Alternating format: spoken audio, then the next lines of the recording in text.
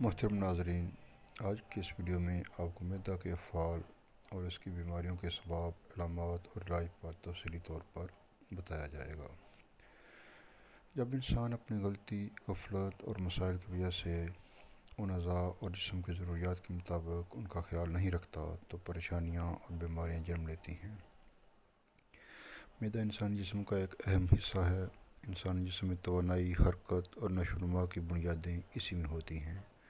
انسان جو کچھ کھاتا ہے اسے کھا کر چبانا، ہضم کرنا اور پھر اسے انسانی جسم کا حصہ بنانا، یہ سب کام میدا اور اس کے معاون اعضاء ہی کرتے ہیں۔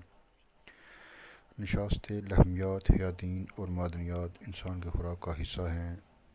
ان اجزاء کا 1% استعمال ہوتا ہے اور باقی ناقابل ہضم اجزاء میدا جسم سے خارج کرتا ہے۔ خوراک ہضم کرنے میں لعاب کا اہم کردار ہوتا ہے۔ اگر لعاب ٹھیک نہ ہو تو نظام انہضام میں خرابیاں پیدا ہو جاتی ہیں۔ محترم ناظرین، السلام علیکم۔ امید ہے کہ آپ سب خیریت سے ہوں گے۔ ہم آپ کو اپنے چینل پر خوش آمدید کہتے ہیں۔ اگر آپ نے ابھی تک ہمارے چینل کو سبسکرائب نہیں کیا تو برائے مہربانی چینل کو سبسکرائب کریں اور گھنٹی کے بٹن کو بھی ضرور دبا دیں تاکہ آنے والی ہر نئی ویڈیو آپ تک بآسانی پہنچ سکے۔ ہمارے فیس بک پیج کو بھی ضرور لائک کریں۔ شکریہ۔ آج کی اس ویڈیو میں کوشش کی گئی ہے کہ اسے عام اور آسان انداز میں پیش کیا جائے تاکہ ہر سننے والے کو فائدہ پہنچے اور اسے اپنے میدا کی اصلاح میں مدد ملے۔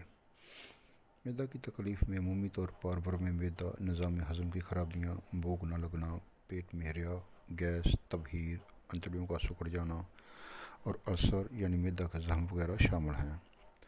میدا کا ورم جب زیادہ ہو جائے تو میدا کا داخلی حصہ اور دیواریں سرخ اور سوجی ہوئی حالت میں تبدیل ہو جاتی ہیں۔ اس سے میدا کا درد، قے، متلی، سینہ کی جلن سمیت کئی پریشان کن علامات کا ظہور ہوتا ہے۔ میدا کی ان بیماریوں کی وجہ سے انسان کا پورا جسم متاثر ہوتا ہے اور مزید کئی بیماریوں کے اسباب پیدا ہوتے ہیں۔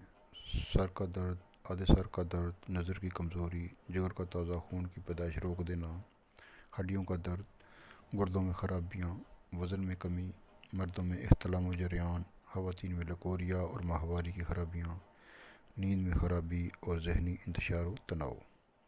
یہ سب وہ مسائل ہیں جن کا بالواسطہ یا بلا واسطہ میدا سے لازمی تعلق ہے۔ میدا کی بیماریوں کے اسباب۔ میدا کی بیماریوں میں میدا کا ورم اور السر نمایاں ہیں۔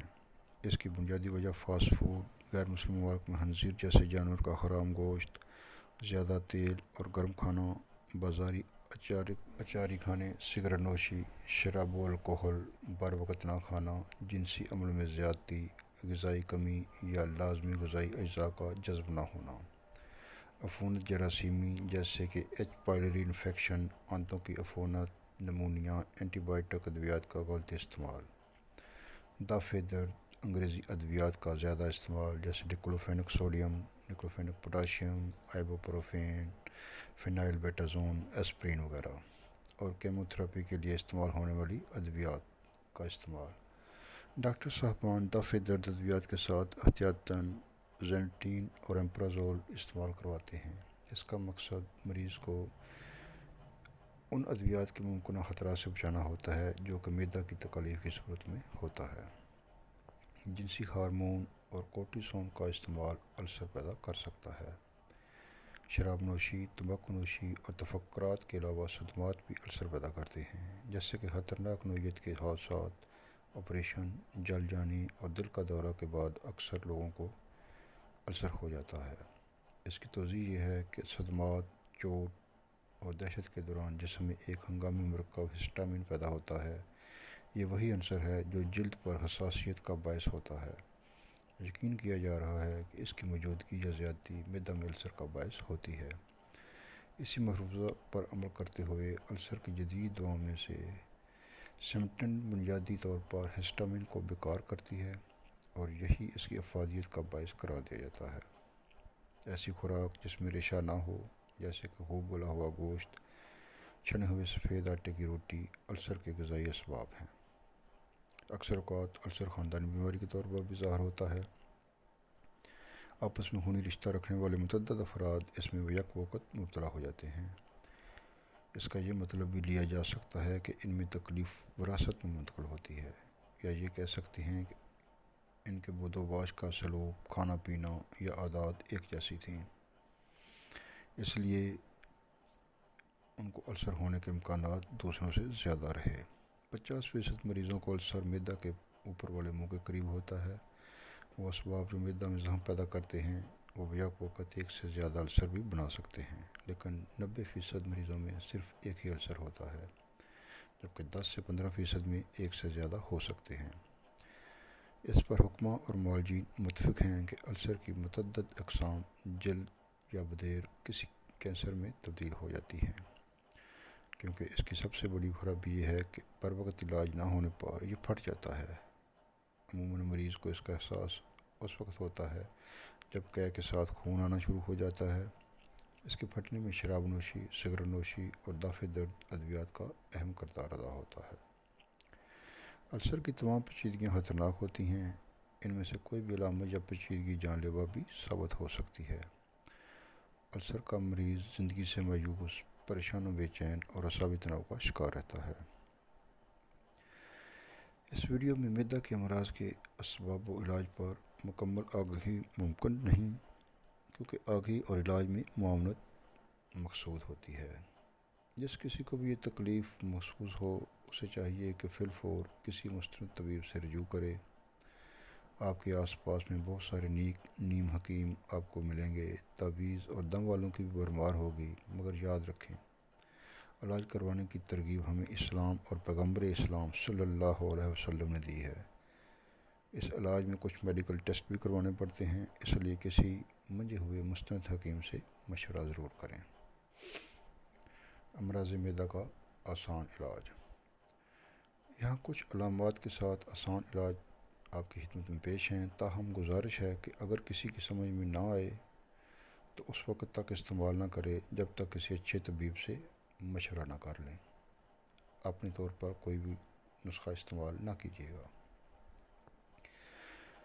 नंबर 1, अगर सर में दर्द रहता हो, बहाना वक्त मुकर्रर या मामूल में नहीं है, नींद की ज़्यादती है, तो किसी अच्छे दवाखाने की बनी हुई अतरिफल ज़मानी नाश्ता के बाद एक छोटा चम्मच पानी के साथ खाएं।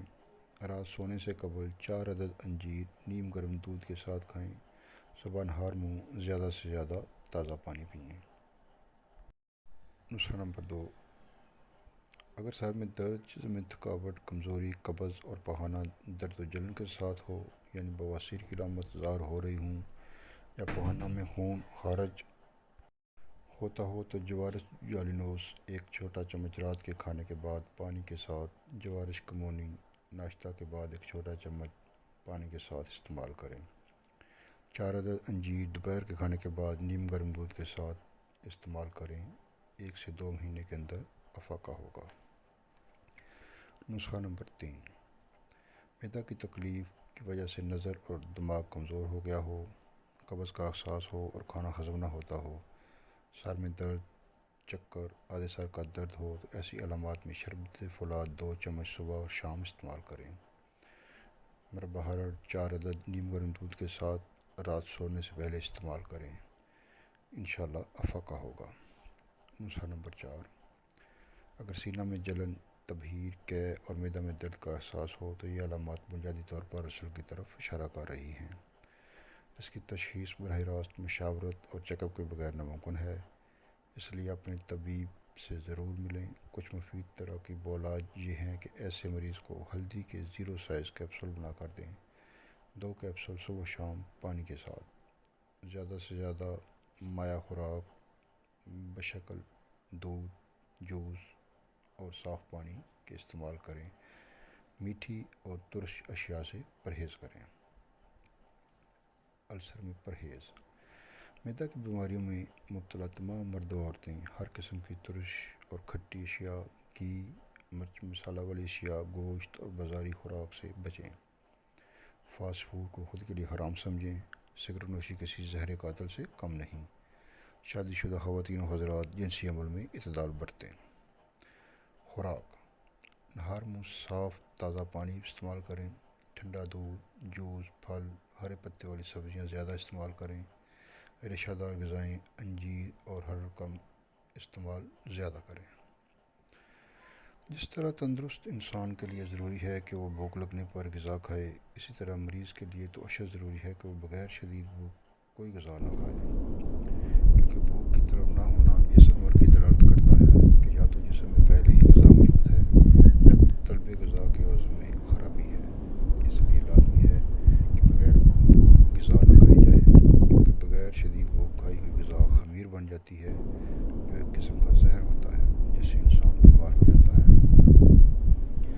شدید بھوک سے میدا انتڑیوں میں پڑا ہوا خمیر جل جاتا ہے، جس سے ہر قسم کے امراض جسم و خون سے بھاگ جاتے ہیں۔ شدید بھوک اگر 3 دن بھی نہ لگے تو کسی قسم کی غذا نہ کھائیں، البتہ چائے، قہوہ یا کوئی پھل کھا سکتے ہیں۔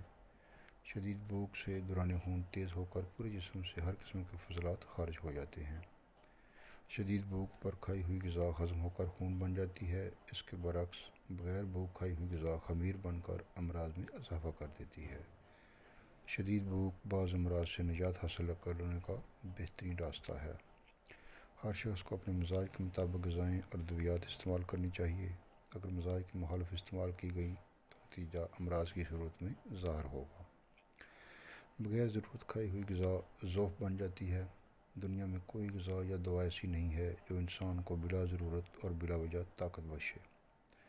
مثلاً دودھ ایک مقوی غذا سمجھی جاتی ہے، لیکن جن لوگوں کے جسم میں بلغم اور رطوبات اور ریشہ کی زیادتی ہو ان کے لیے سخت مضر ہے۔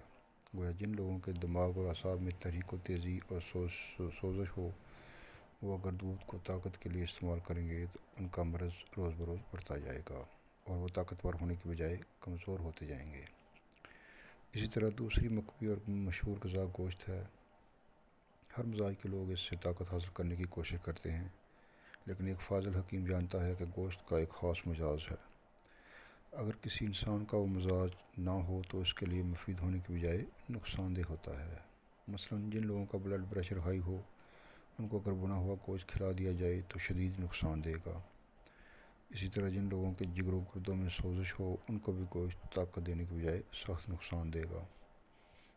اسی طرح مقوی اور مشہور غذا گھی ہے، جو اس قدر ضروری ہے کہ تقریباً ہر قسم کی غذا تیار کرنے میں استعمال ہوتا ہے، لیکن جن لوگوں کو ذوف جگر ہو وہ اگر گھی کا استعمال کریں گے تو ان کے ہاتھ پاؤں بلکہ تمام جسم پھول جائے گا، سانس کی تنگی پیدا ہو جائے گی، ایسا انسان بہت جلد مر جائے گا۔ دنیا میں کوئی ایسی دوا، مفرد یا مرکب نہیں ہے جس کو بلا وجہ اور بغیر ضرورت استعمال کریں اور وہ طاقت پیدا کرے۔ یہی وجہ ہے کہ فن علاج کو پیدا ہوئے ہزاروں سال گزر چکے ہیں، لیکن ابھی تک کوئی ایسی غذا یا دوا تحقیق نہیں ہوئی جو بلا ضرورت خون پیدا کرے یا طاقت دے۔ آج کل مارکیٹ میں طب اور ایلوپیتھی کی ہزاروں ادویات مقوی، اسپیشل ٹانک اور جنرل ٹانک کے ناموں سے فروخت ہو رہی ہیں۔ یہ ادویات نہ صرف ہمارے ملک کے کروڑوں روپے برباد کر رہی ہیں، بلکہ بہت ہی خطرناک امراض پیدا کرنے کا سبب بن رہی ہیں۔ ان ادویات کے بے جا استعمال سے تپ، ذیابیطس، ہائی بلڈ پریشر، فالج، عصبی امراض وغیرہ اس قدر بڑھ گئے ہیں کہ ہر سال ہزاروں افراد ان میں گرفتار ہو کر مر جاتے ہیں۔ لیکن افسوس کہ ملک کے کسی بھی طریقہ علاج کے معالج نے ان مقوی پیٹنٹ ادویات کو فوری طور پر بند کرنے کا مشورہ نہیں دیا تاکہ ملک کی دولت اور قوم کی صحت برباد نہ ہو۔ میدا کے علاج میں طریقہ نبوی صلی اللہ علیہ وسلم۔ بدہضمی ایک عام سی بیماری ہے۔ پیٹ میں بوجھ، کھٹے ڈگار، منہ میں کھٹا پانی آتے رہنا، پیٹ میں ہوا رہنا، یہ تمام کیفیات میدا کی خرابی کے آئینہ دار ہیں۔ غذا ٹھیک سے ہضم نہ ہونے کی وجہ سے جسم میں کمزوری، سستی وغیرہ واقع ہو جاتی ہے۔ بدہضمی اکثر مرکن غذاؤں، مسلسل بسیار ہوری، آرام طلب زندگی، پرانی قبض، کھانے کے غیر متعین اوقات یا کھانے کے بعد جلد سو جانے کی وجہ سے آنتوں میں غذا معمول سے زیادہ ٹھہرتی ہے، جس کی وجہ سے بدہضمی کی علامات پیدا ہوتی ہیں۔ پیدل چلنے سے آنتوں میں موجود خوراک بھی آگے کو چلتی ہے۔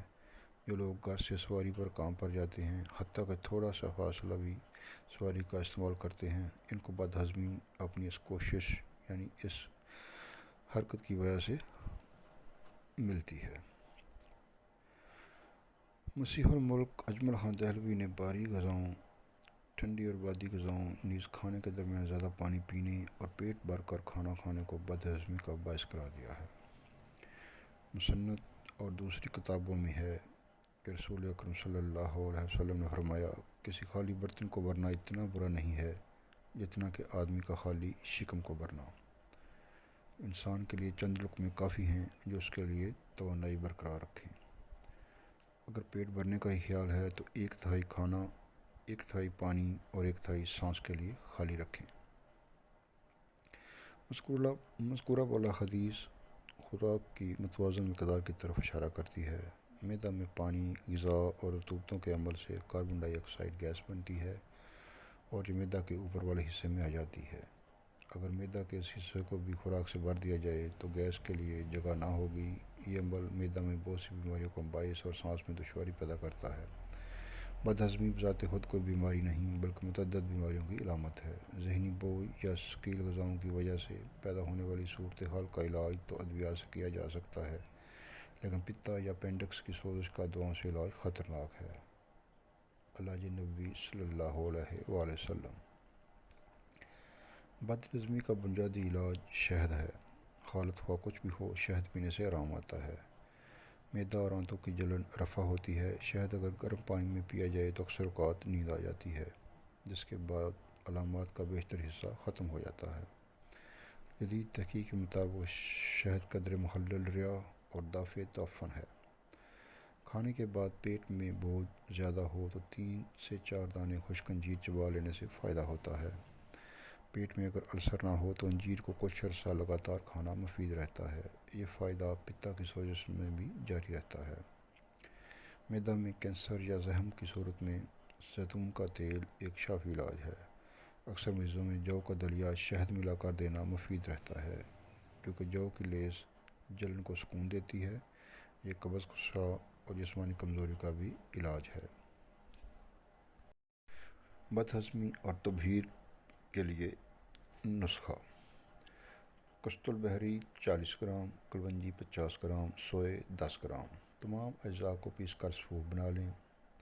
کھانے کے بعد چوتھائی چھوٹا چمچ پانی کے ساتھ استعمال کریں، انشاءاللہ افاقہ ہوگا۔ سوزش معدہ: سوزش معدہ کا مرض آج کل عام ہے۔ اس سلسلہ میں حضرت صلی اللہ علیہ وسلم نے جو ہدایت فرمائی وہ یہ ہے کہ کھانا گرم گرم نہ کھایا جائے، کیونکہ جب گرم کھانا پیٹ کے اندر جاتا ہے تو معدہ کی جھلیوں میں اپنی درجہ حرارت کی وجہ سے خون کا ٹھہراؤ پیدا ہوتا ہے۔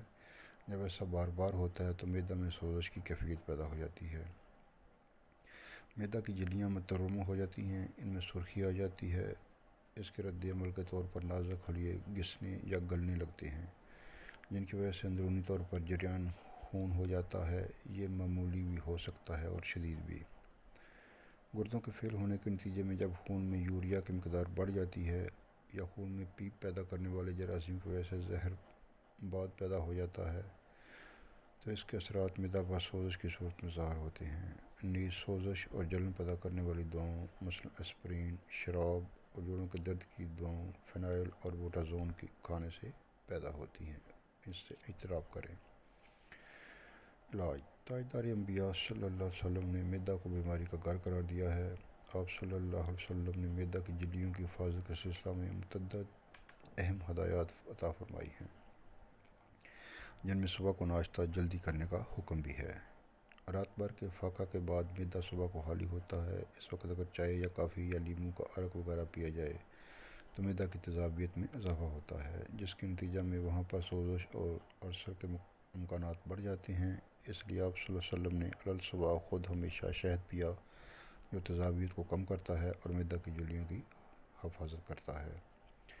نہار منہ شہد: ناشتہ میں جو کا دلیا شہد ڈال کر جس وقت پیٹ خالی ہو اس وقت زیتون کا تیل پلانے سے معدہ میں سوزش کا کوئی بھی عنصر باقی نہیں رہتا۔ اسہال: حضرت ابو سعید خدری رضی اللہ تعالیٰ عنہ روایت کرتے ہیں کہ ایک شخص نبی کریم صلی اللہ علیہ وسلم کی طرف حاضر ہوا اور بیان کیا کہ میرے بھائی کو اسہال ہو رہے ہیں۔ تاجدار انبیاء صلی اللہ علیہ وسلم نے فرمایا کہ شہد پلاؤ۔ وہ پھر آیا اور عرض گزار ہوا کہ دستوں میں اضافہ ہو گیا ہے۔ اسے پھر شہد ہی کی ہدایت کی گئی اور اس طرح وہ 3 مرتبہ اضافہ کی شکایت لے کر اور شہد پینے کی ہدایت لے کر چلا گیا۔ پھر وہ چوتھی مرتبہ آیا تو پھر یہی ارشاد فرمایا کہ اسے شہد پلاؤ۔ اس نے عرض کیا کہ میں نے اسے شہد پلایا ہے مگر ہر بار اس کے دست بڑھ گئے ہیں۔ رسول اکرم صلی اللہ علیہ وسلم نے فرمایا اللہ عز و جل کا فرمان سچا ہے اور تیرے بھائی کا پیٹ جھوٹا ہے۔ اس شخص نے پھر شہد پلایا تو اس کا بھائی صحت مند ہو گیا۔ علم الادویہ اور اپنے افعال کے لحاظ سے شہد ملین بھی ہے اور زخموں کو مکمل کرنے کی صلاحیت رکھتا ہے، اس لیے شہد کو بار بار دینے سے پہلے تو پیٹ میں جمع جراثیم خارج ہو گئے اور پھر اس نے جراثیم کو ہلاک کیا، اور اس طرح مریض کے شفا یاب ہونے میں اگرچہ ابتدائی طور پر کچھ وقت لگا لیکن اس وقت کا ہر حصہ مریض کی صحت کی بحالی کے لیے ضروری تھا۔ شہد جراثیم کو مارتا اور مقوی بھی ہے۔ پہلے کتبہ اسہال کے علاج کی ابتدا کیسٹرائل سے کرتے تھے تاکہ زہری نکل جائیں۔ اسہال کے علاج میں اہم ترین مسئلہ اور ضرورت سبب کو دور کرنے کے ساتھ ساتھ مریض کے جسم سے نکل چکے نمکیات اور پانی کی کمی کو پورا کرنا ہے۔ شہد وہ عظیم اور منفرد دوائی ہے جو کمزوری کو دور کرتی ہے، پانی اور نمکیات کی کمی کو پورا کرتی ہے اور جراثیم کو ہلاک کر کے آنتوں اور زخموں کو مکمل کرتی ہے۔ حضور اکرم صلی اللہ علیہ وسلم کا اس مریض کو بار بار شہد پلانے کا مقصد یہ تھا کہ ایک خاص مقدار شہد کی پلائی جائے، کیونکہ جب تک کسی بھی دوائی کی مطلوبہ مقدار استعمال نہیں کی جائے اس وقت تک خاطر خواہ فائدہ نہیں ہوتا۔ یہی وجہ ہے کہ جب خوراک پوری ہوئی مریض کو صحت ہو گئی۔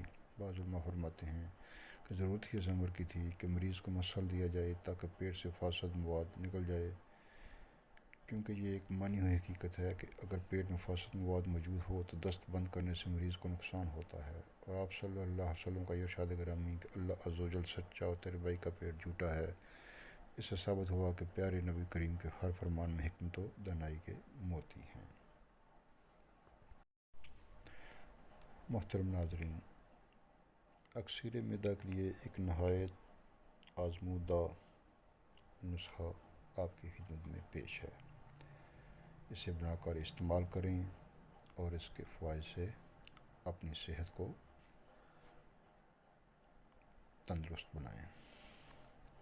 امراض معدہ کے لیے یہ ایسی پرتاثیر گولیاں ہیں جو کبھی اپنے فعل میں ناکام نہیں پائی گئیں۔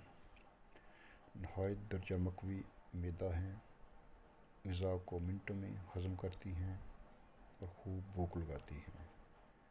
ریح، اپھارا، بدہضمی، درد پیٹ، ہیضہ وغیرہ کے لیے کمال درجہ کی مفید ثابت ہوئی ہیں۔ یہ کمزور معدہ کے مایوس مریض اس سے ضرور فائدہ اٹھائیں۔ ہفتہ 10 دن کے استعمال سے ہی معدہ اس قدر طاقتور ہو جائے گا کہ آپ ثقیل سے ثقیل یعنی جتنی بھی ہیوی بھاری غذا کھائیں گے وہ فوری ہضم ہو کر جزو بدن بنیں گی، اور جب خوراک جزو بدن بن جائے ہضم ہو کے تو پھر انسان کو کبھی کوئی بیماری نہیں لگتی۔ ہر مطلب میں اور ہر بال بچوں والے گھرانوں میں ان کی موجودگی نہایت ضروری ہے۔ ایسے دوست احباب جو مقوی باہ اور مغلظ استعمال تو کرتے ہیں لیکن ان سب مقویات وغیرہ کو ہضم کرنے اور جزو بدن بنانے کی طاقت نہیں رکھتے، تو وہ پہلے یہ اکثیر معدہ گولیاں استعمال کریں، پھر جریان، احتلام اور مقوی مرکبات استعمال کریں۔ یعنی احتلام اور مقوی جریان کی کوئی بھی دوائی اگر آپ استعمال کرتے ہیں جو آپ کو فائدہ نہیں دے رہی تو اس کا مطلب ہے کہ آپ کا معدہ اس کو قبول نہیں کر رہا۔ پہلے اپنے معدے کی اصلاح کریں، اپنے معدے کو طاقتور بنائیں، اور پھر اگر آپ وہی دوائی استعمال کریں گے تو وہ جزو بدن بن کے آپ کو فائدہ دے گی۔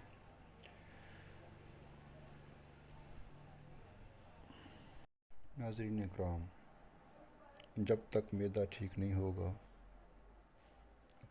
کوئی بھی دوا جسم کو فائدہ نہیں دے سکتی، اس لیے ہر دوائی استعمال کرنے سے پہلے آپ یہ خود چیک کریں کہ आपका मैदा ठीक काम कर रहा है।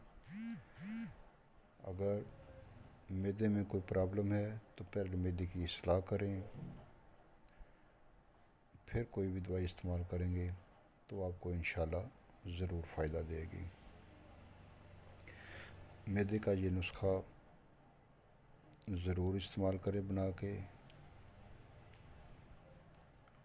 आपकी सहूलत के लिए, आपकी आसानी के लिए नुस्खा के अज्जा स्क्रीन पर भी लिख दिए गए हैं। अगर फिर भी किसी मुहतरम को समझ ना आए तो वो मैसेज करके, कमेंट्स करके, किसी चीज़ के बारे में अगर नहीं समझ आती तो वो कमेंट्स करके पूछ सकते हैं। अगर बनाने का तरीका नहीं पता चलता या कोई दवाई नहीं मिलती तो आप लोग पूछ सकते हैं। अगर किसी ने बना बनाया नुस्खा लेना हो तो वो भी रब्ता कर सकते हैं। आप कमेंट्स में कमेंट करके रब्ता कर सकते हैं, आपको नुस्खा बना बनाया भी मिल सकता है। मैदे के लिए नहायत अक्सर दर्जे का हामिल है, ज़रूर इस्तेमाल करें, अपने मैदे की इस्लाह करें। अल्लाह ताला आपको सेहत कामिल से नवाजे। नुस्खा के अज्जा नोट फरमा लें।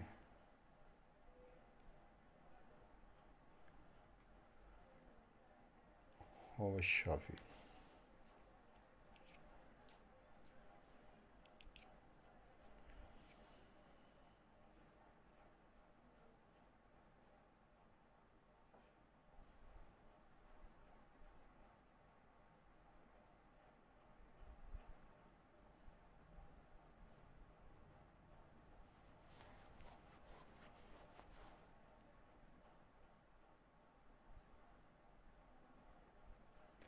मस्तकी रूमी, दाना इलायची कलां हर एक तोला, गंधक आमला सार मुसफ़ा यानी साफ़ की हुई 10 तोला, मिर्च स्याह मगा अजवाइन देसी हर एक 3 तोला, जंजबील, नौशादर, नमक लाहौरी, नमक स्याह, नमक सेंधा हर एक 2 तोला, 7 लीमू यानी कि लीमू का 7 पुदीना, 7 अजवाइन हर एक 6 माशा। ये तमाम अज्जा जो आपको बताए हैं इनको आपने लेके पहले अच्छी तरह साफ़ कर लेना है, क्योंकि बाज़ अज्जा में कचरा वगैरह या मिट्टी वगैरह होती है, तो इसलिए बेहतर है कि पहले आप इनको अच्छी तरह साफ़ कर लें, फिर इनको अलग-अलग करें या एक ही जगह पे करके इनको पीस के इनका सफ़ूफ बना लेना है। सबका सफ़ूफ बना के लीमू के पानी में यानी कि आबे लीमू के पानी में 3 दिन तक खर्ल करना है। यानी कि रोज़ाना उसको थोड़ी थोड़ी देर आपने लीमू का पानी डालना है और उसको खर्ल करना है। कुंडी ले लें या हमन दस्ता जो भी आपके पास मौजूद हो उसमें लेके इसको खर्ल करना है। उनको अज्जा को अच्छी तरह मिक्स करना है। जब 3 दिन आप इनको खर्ल करेंगे तो ये आपके पास नुस्खा जो है तैयार हो जाएगा।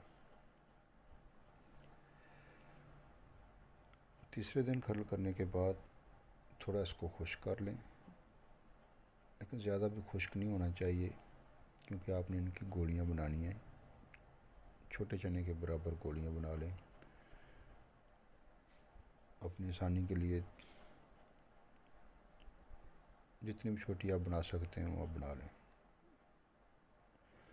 इनकी गोलियां बना के کسی شیشے کے جار میں، چھوٹی شیشے میں رکھ لیں، پلاسٹک میں نہ رکھیں، کیونکہ پلاسٹک میں ان کی افادیت جو ہے نا وہ نہیں رہتی. اس لیے آپ کوشش کریں کہ آپ چھوٹی کوئی شیشے کا جار آپ کو مل جائے، اس میں ان کو رکھ کر محفوظ کر لیں. ان کو کھانے کا کیا طریقہ ہے؟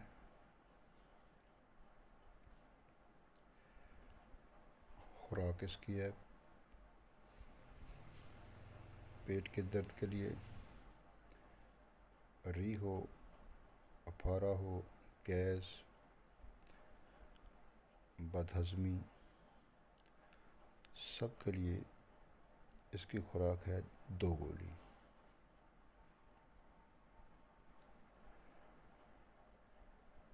2 گولی تازہ پانی کے ساتھ، لیکن پانی نیم گرم ہو،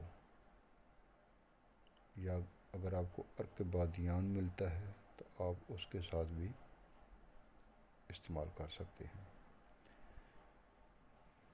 یہ تو ہے اس کا طریقہ استعمال پیٹ درد کے لیے، ریح، اپھارا، گیس یا بدہضمی کے لیے.